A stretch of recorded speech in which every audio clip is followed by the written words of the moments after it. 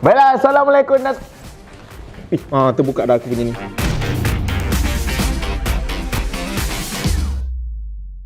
Assalamualaikum dan salam sejahtera semuanya. Baiklah, seperti biasa anda sekarang berada di dalam Boom Expose bersama saya Jimmy, host anda. Ya, alamak malunya. Terpelecok di tepi pentas. Nabila Razali sempat ucap selamat tahun baru.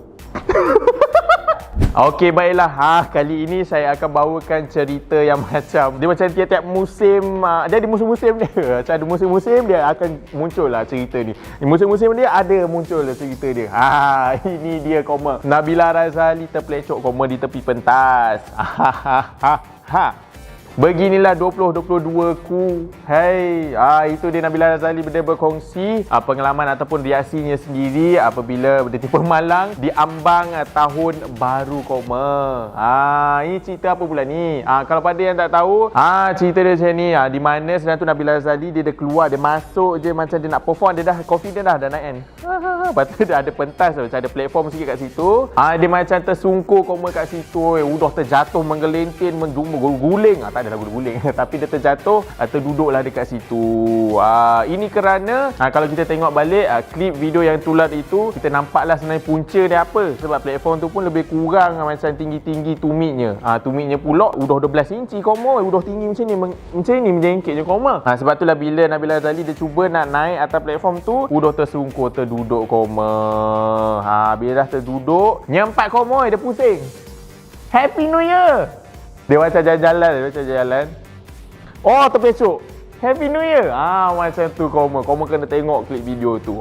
Tapi itulah dia sedikit adegan orang kata yang kelakar lah. Tetapi para pengikut dan juga penyokong Nabila Razali sebenarnya dia memujilah dan menganggap bahawa tindakan Nabila Razali itu sebagai tindakan yang profesional lah. Sebab macam setengah orang dia dah terjatuh, terduduk tu, ada yang macam cover-cover kan, tapi dia tak.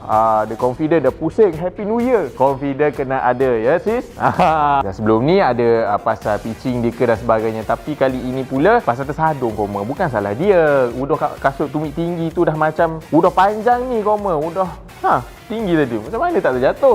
Itu dia tadi sedikit lah yang bisa kongsikan kepada anda mengenai kisah Nabila Razali sendiri. Dan seperti biasa, kalau korang sukakan topik saya pada kali ini, komen dekat bawah, like, share and subscribe our YouTube channel. Dan juga jangan lupa untuk follow kita punya pelbagai social media platform kita di Twitter, di Facebook, Instagram, TikTok dan macam-macam lagi. Dan jangan lupa juga untuk tekan butang loceng di YouTube channel kami iaitu Boom Malaysia agar tidak melepasi apa-apa perkembangan daripada kami. Okay guys, sehingga itu jumpa lagi. Assalamualaikum. Happy New Year.